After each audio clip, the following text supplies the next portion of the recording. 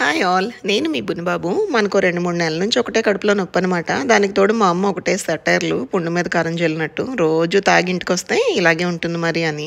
సరే ఫైనల్గా ఓ రోజు డాక్టర్ గారి దగ్గరికి అయితే వెళ్ళాము. ఆయన నన్ను చూసి ప్రాబ్లం ఏంటో చెప్పమన్నారు. ఒకటే కడుపులో నొప్పి అని చెప్పాను. సరే 2-3 టెస్టులు చేయాలి అని ల్యాబ్కి పంపించారు. వెరైటీ కాకపోతే ఒక ల్యాబ్ ఇంకో ల్యాబ్కి వెళ్ళడం ఏంటి వింతగాను.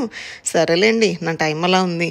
తర్వాత కాసేపటికి డాక్టర్ గారు వచ్చి చావు కబురు చల్లగా చెప్పారనమాట. నీకు లివర్ దొబ్బిందిరా అబ్బాయి, 2 కిడ్నీలు బకెట్ తనేయడానికి రెడీగా ఉన్నాయి అన్నారు. చాలా కంగారు వచ్చింది. తర్వాత ఏ క్వశ్చన్ అయితే నన్ను అడగకూడదు అని దేవుణ్ణి కోరుకుంటున్నాను అదే అడిగారు. వారంలో ఎన్నిసార్లు తాగుతున్నావురా నాన్న అని అన్నారు. వారంలో ఎన్నిసార్లు ఏంటి చండాలంగా, రోజు తాగకపోతే నిద్రట్టదు కదా అని చెప్పాను. సరేలేరా, ఎన్ని ఇయర్స్ నుంచి తాగుతున్నావు అని అడిగారు. ఒక 20 ఏళ్ళ నుంచి ఉందండి అలవాటు అని చెప్పాను. సరే నీ వయసు ఎంతరా బాబు అన్నారు. 19 అని చెప్పాను. అరే నువ్వు పుట్టక ముందు నుంచి ఎలా తాగుతున్నావురా అని అన్నారు. అంటే మా అమ్మకి ప్రెగ్నెన్సీలో వచ్చిన క్రేవింగ్స్లో అప్పుడప్పుడు ఆవిడ అని చెప్పాను. ఆయనకి వెంటనే మన ఫ్యామిలీ బ్యాక్గ్రౌండ్ అర్థమైంది. ఇంక ఊరుకున్నారు. ప్లీజ్ డాక్టర్ గారు, ఏదైనా ట్రీట్మెంట్ ఉంటే చెప్పండి, నాకు రోజు రోజుకి తాగుడు మీద పిచ్చి ఎక్కువైపోతుంది, మీరు తప్పితే నాకు వేరే దిక్కు లేదు అని అన్నాను. అరే నువ్వు తాగుడు మానేయడం తప్ప దీనికి వేరే పరిష్కారం లేదు అని చెప్పారు.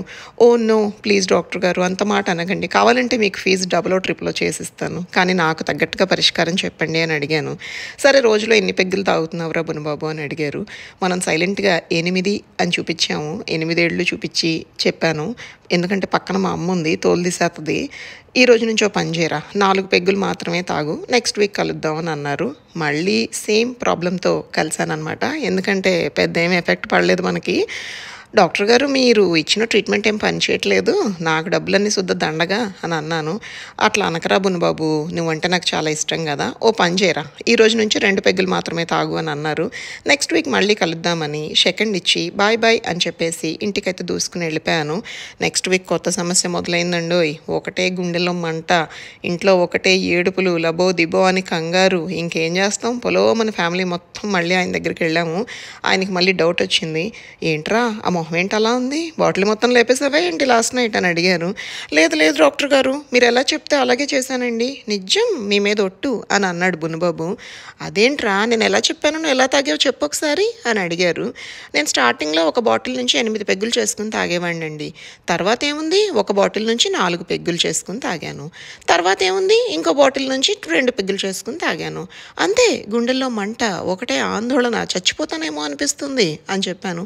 వెంటనే ఆయన, ఓరి నీ మొహం మండా, నేను చెప్పింది పెగ్గులు తగ్గించమనరా, గ్లాసులు తగ్గించమని కాదు. అంటే నేను ఒకవేళ ఒక పెగ్గు చేసుకుని తాగమంటే బాటిల్ మొత్తం ఒక పెగ్గు చేసుకుని తాగేస్తావా అని అడిగారు.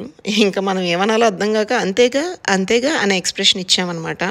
ఒరేయ్ నిన్న ఆ దేవుడు కూడా కాపాడలేడురా, నీ మొహమ్మ అండా, ఏంట్రా నాయన ఇంత స్పష్టంగా చెప్పి పంపిస్తే నువ్వు ఇలా చేసావేంట్రా, నాడు ఇక్కడ నుంచి ముందు నిన్ను చూసి నా వేరే పేషెంట్స్ కూడా చెడిపోతారు అని అన్నారు.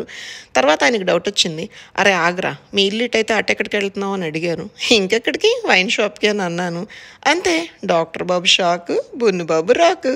వీడియో నచ్చిందా అండి? Please like, share and subscribe. Thank you for watching. See you soon. Me, Bunnu Babu.